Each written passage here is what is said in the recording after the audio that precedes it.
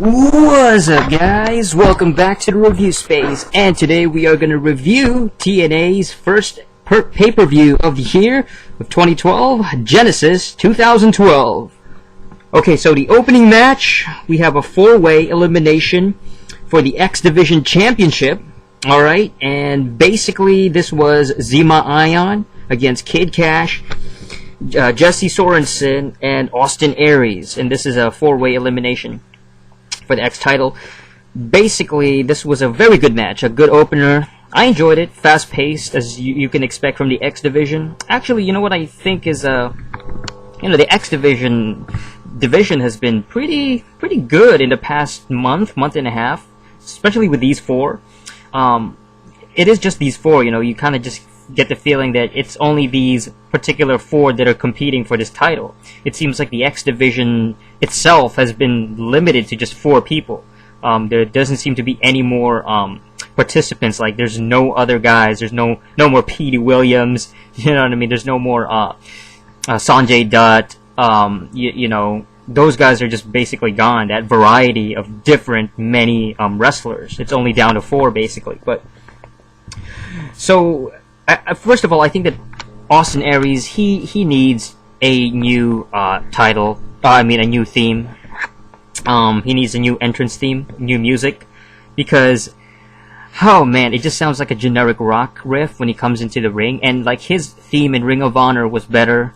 I thought it was just more kind of a funky vibe to it, and it suited his character a little bit better. I mean, it's all right. It's a generic rock Dale Oliver production, and the X Division doesn't really get that much production anyway, like in terms of putting that amount of quality into their entrance and their character. It's more about the actual matches. So it was a great back and forth match between, initially I think it was Zema Ion against Jesse Sorensen for a bit, and they went at it. There was a lot of athleticism in this match, and then Kash and Austin Aries, they got into the fold, and then finally it started to feel like basically a four-way type of match where you were having interaction with all four guys and different spots selected for each wrestler to shine. And I like the parts where three of the challengers, Sorensen, Zema, and Kash, they almost got a pin over Austin Aries, and then shortly afterwards, Aries in turn had his shot at pinning all three guys. So I thought that chemistry was really well done. That kind of that style of match where it was really back and forth, and they made Austin Aries seem like that guy to beat. Like, they put a lot of attention on him because he's the champion, and it just made perfect sense. It made it seem like he's this guy's important. You gotta really take him out in order to be the actual X Division champion. Let's see. Kash, he was beaten by Zema Ion. He was taken out with a 450. And yeah, I mean, Kash, I thought he was going to last a little bit longer, but hey, he did his job. And then Jesse Sorensen, he took out Zema Ion by a roll-up, very quick roll-up. So Zema was out, it seemed like, in the match, and then he ended up staying at ringside. He ended up ducking, and sort of referee couldn't see him, basically kind of like, sneaking around kind of thing. And then Jesse Sorensen, it looks like he was going to go to the top rope. He was going to perform some kind of finisher on a fallen Austin Aries, but then he was basically, Zema, he came out and he basically pulled his leg, and then, Jesse just couldn't he couldn't take the win.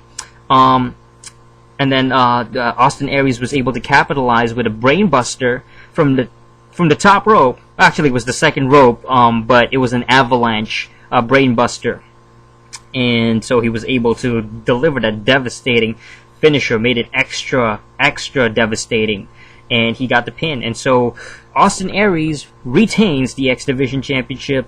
I'm very happy for this match, and I'm happy for this outcome. I liked it. I enjoyed the match. It was fast-paced and great opener. Alright, and next up we had a promo with Pope and Devon's kids. Are they twins? These guys are twins, I'm pretty sure, but if they're not, somebody correct me. Terrell and something. I don't remember both of their names, but one of them's like Terrell and the other guy's whatever. Pope and Devon, the Pope and Devon's kids. The kids, they were basically, they were decked out like Pope, and they were wearing the bling, and they basically had clothing that looked like Pope's old clothing. It is what it is. Pope is a very good mic worker, and he cuts that heelish type of promo. What I'm saying? He's got a lot of swag. Alright, so the match, the second match would be Pope against Devon. It's a singles match, alright, and I thought there was a great psychology in this match. There was a lot of storytelling in this match. Pope was very heelish. Pope was very cunning in this match, and he seemed very... There was this, arrogance about him, and this clearly he was reveling in the idea that, the twins, or Devon's kids, are basically at his side. The crowd was very hyped. They were very into this match, and they were really chanting and cheering for Devon, and they were really behind Devon here. And then it came to a point where the match, the kids were basically urged by Pope to attack Devon. So Pope was like, go attack this guy, go beat on him, because Devon was he was grounded, and looks like he was very vulnerable. The kids, they seemed reluctant. They seemed like they were not really willing to do it. They were not willing to help out Pope and attack their father. And so ultimately, Pope attacks the kids. He beats them down, throws them out the ring. He just easily dispatches them like a couple of jobbers. And then this is when Devon starts to hulk up, Ultimate Warrior style, and start shaking the ropes, and the crowd was really like, really into it and marking out. And then, blow, he got him, He hit him with a finisher, and Devon gets the win over Pope. And at the end, there's a celebration. The two kids finally hug it out with their father. In the ring, the crowd chants it. They like it. It was a great moment. And hopefully this is the end of this particular feud. I have a feeling that it's not, that it's going to keep continuing. But, well, we'll see what happens next. Okay. Alright, so after this, there was a backstage promo with Sting and Velvet Sky. It seemed like she wanted to do something. She was talking really fast. She was talking a lot. And she was saying stuff about how blah, blah, blah. I want to do this. I want to, blah. And she kept interrupting Sting. And then she said something she wanted to do. And Sting ultimately agreed to it. So after that, and then Sting cut his own promo. He put over Jeff Hardy. And he was like, Jeff Hardy did it on his own. And he really put him over. Okay. So the third match is Gunner against RVD. Alright. This feud just sort of came out of nowhere. It just felt like very kind of last minute-ish. I felt like there was not enough of build-up here. But Flair was at ringside via Gunner's side, basically. So he's kind of like mentoring Gunner as part of this kind of, this immortal faction, which has been very downgraded in the past few months. So ultimately, Flair, he distracted the referee. I think it was Earl Hebner, and so Flair was really getting the referee's attention, and he was up in his face, so he couldn't see what was going on. At ringside, Gunner, he put RVD in a neck lock. I think that's what it's called, and then blow, hits him with a DDT right on the concrete. So on the concrete floor, and then he puts him back in the ring, and then rolls him up for the 1, 2, 3, gets the pinfall. Gunner takes this win, and RVD, he gets taken out via stretcher. So I don't know what the deal is with RVD. I don't know if he's leaving the company. I don't know if his contract is up. I don't know if he's injured, or he just wants to take time out. But if he's being taken out by a stretcher, and Gunner's being put over him, so it might be a sign of things to come, where RVD ultimately will not be involved with TNA. Okay, there's a backstage, very short and sweet segment with Jeff Hardy, and he's got this new face paint on that really matches his t-shirt and his Titantron design with the different colors, the neon colors. And then he talks about, he referred to his past and present theme songs. He talked about being modest and Another Me, and he's resurrected. So I thought it was a short and sweet promo. Okay, so then Mickie James against Gail Kim. So this is the knockout match of the night. Basically, Velvet Sky, she comes out right before the match starts. She puts Madison Rayne in a raised cage. So she puts her in a cage. The cage gets raised above the arena. So basically, Madison couldn't do anything. So she was stuck inside a cage. It was a back and forth, good athletic match between these two knockouts, two female warriors. Madison Rayne, she ended up throwing a couple of brass knuckles on the floor, somewhere, 70-80% into the match. The referee, he got a wind of one of the brass knuckles. He got rid of one of them, but Mickie James, she actually picked up one of the second brass knuckles. She hits she hits Gail Kim right in the face, square right in the face, in front of the referee, actually. Very, very interesting. She ends up getting DQ'd, so the challenger actually loses the match. Gail Kim, the heel champion, retained this particular belt. And she actually won the match via disqualification. It felt like a heel turn, I'll be honest. It felt like a heel. It felt like Mickie James was turning heel. Now, it didn't seem like she was completely heel. It seemed like maybe it was almost like a babyface retaliating to a heel Gail Kim, to a heel villain. It's almost like, the good guy, the hero, doing something so drastic that it's like, wow, you know what I'm saying? Like, she just cost herself the match, but at least she got one. She was able to put down, knock out Gail Kim. So it felt like a heel turn, but I don't know what's going to happen here. I am interested in this. I thought it was a pretty decent match, actually. I was never really involved with this knockouts build-up. Never felt like engaged with this particular, the knockout division itself in the past, especially in the past 3-4 months. Felt attached to it, but this match was actually pretty decent. It was entertaining enough where I'm kind of curious what's going to happen with Mickie James if she's going to fully turn heel against Velvet Sky. Okay, so the next match we have, oh snap, Monsters Ball match against Abyss and Bully Ray. This, in my opinion, ladies and gentlemen, was the match of the night. And let me tell you, it was an excellent back and forth match. Both men were able to just hold the crowd and kept me entertained throughout, from beginning, middle, and end. It was very consistent. It was paced very methodically. Some might say it was kind of slow, but I thought a better usage of the term would be methodical. It felt very well paced, basically. They took their time. They were able to pick out every spot, every single spot, spot after spot, moving on to the next one. And it was very well placed, and the timing felt good, basically. Well-structured match. And they used a lot of weapons. They used everything, pretty much. They used chairs, trash cans, kendo sticks, and then ultimately Bully Ray, he went through a table. Abyss, he got cut up by barbed wire. He got into a barbed wire sandwich where Bully put him between two barbed wire tables, and then he jumped right on top of them. Abyss, he slammed Bully Ray through thumbtacks. You know what I'm saying? And it looked like he was going to win 1-2, but no, he kicked out. Bully Ray kicks out. And this was basically the threshold where the fans were basically like, yes, this is awesome chance. The crowd was really hyped up. This is awesome. Clap, clap, clap, clap, clap.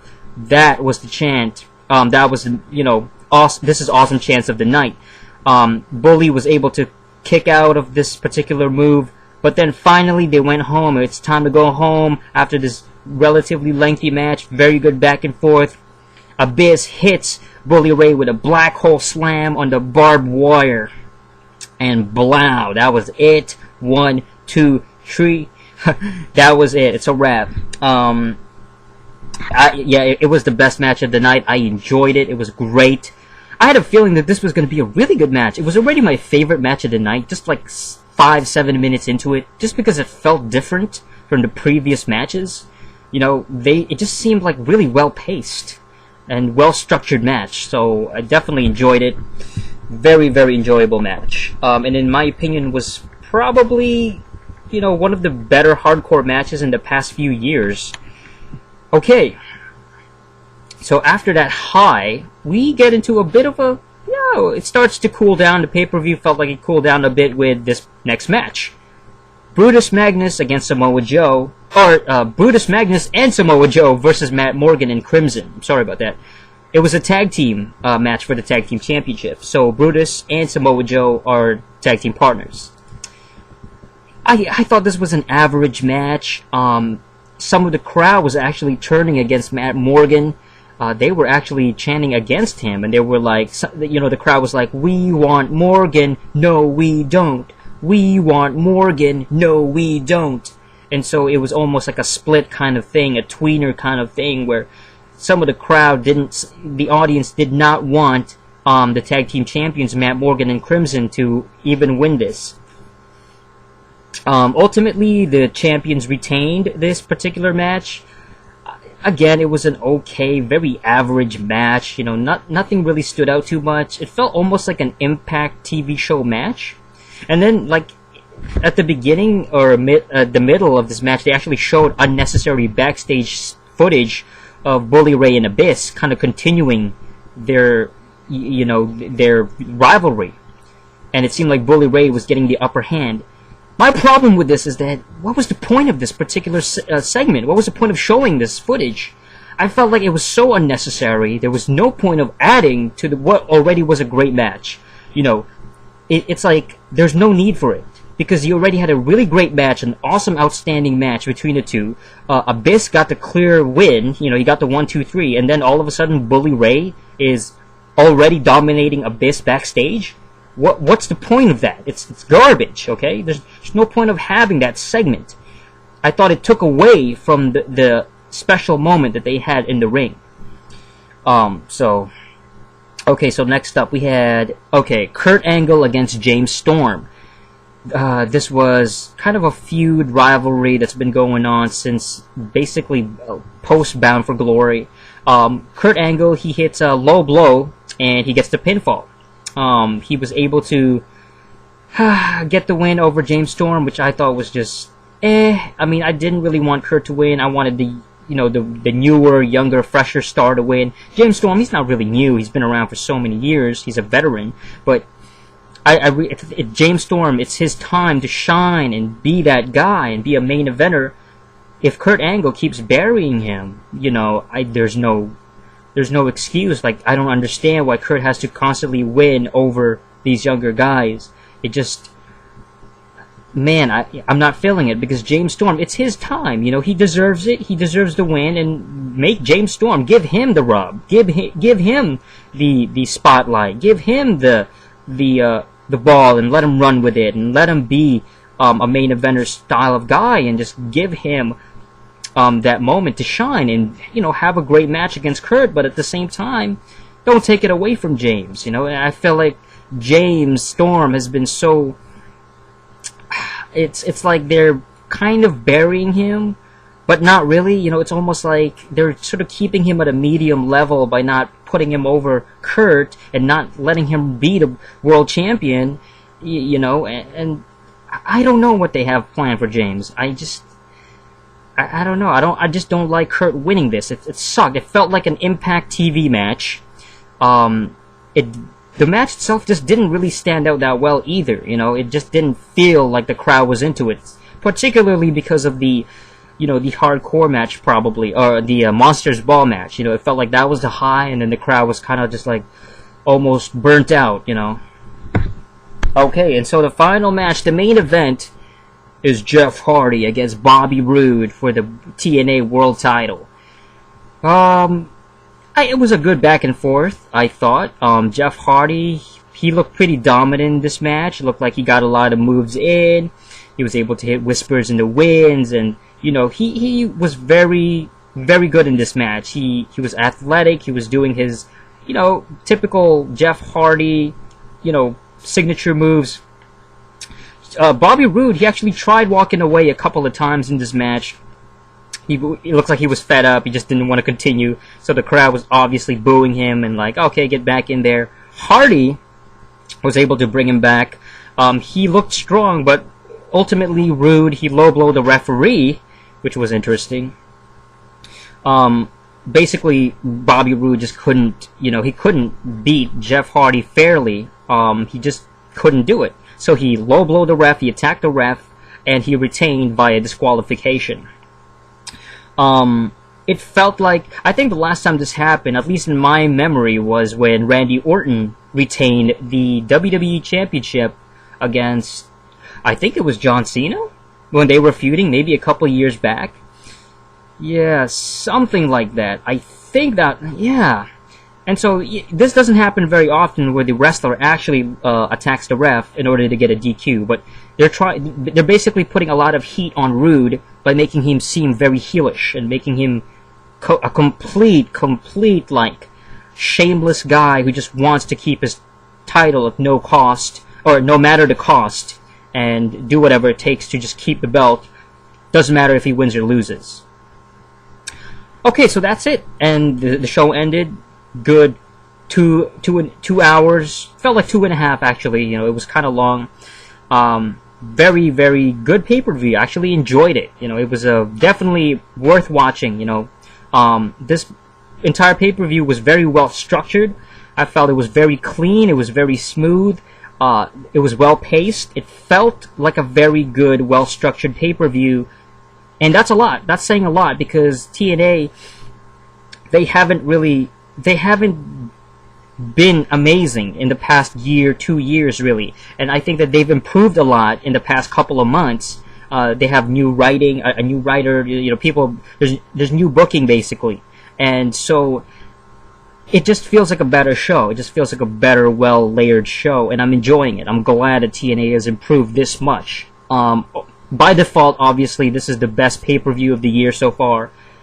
Abyss versus Bully Ray, best match of the year. But yeah, it's the first of the year, but it's really good. It's really, really a great way to kick off 2012. A great pay-per-view. I enjoyed most of the matches on this. Most of it was watchable. A couple of average matches. Couple of, so-so, very mediocre matches, but most of it was really good. I thought that at least 70-75% of it was really, really outstanding. Especially, I would give it, obviously, the Bully Ray versus Abyss match of the night, match of the year so far. Great hardcore match. Just awesome. So, and this is just, this is just January. This is just the first pay-per-view. And, okay, that's pretty much it. So that's it for my review of Genesis for TNA 2012. Let me know what y'all thought of this particular pay-per-view. And that's it. Check out the rest of the channel. Comment, rate, subscribe. All that good stuff. And until next time, ciao!